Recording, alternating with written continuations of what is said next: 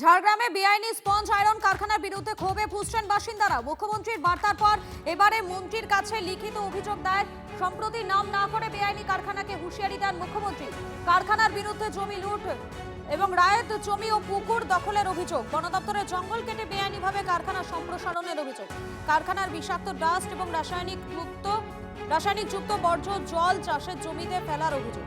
লোধাশুলিতে মন্ত্রী রাজেশ মাহাতো জনতার দরবারে নালিশ জানালেন বাসিন্দারা।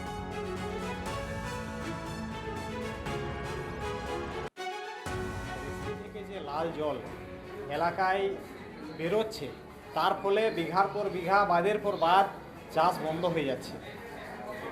মাটি জমি অনুর্বর হয়ে যাচ্ছে, চাষ বন্ধ হয়ে যাচ্ছে। এলাকাবাসী অনেকে এসছেন, ওনাদের ডাকে আমি পঞ্চায়েত সমিতির সদস্য হিসাবে ওনাদেরকে সঙ্গ দিতে এসেছি।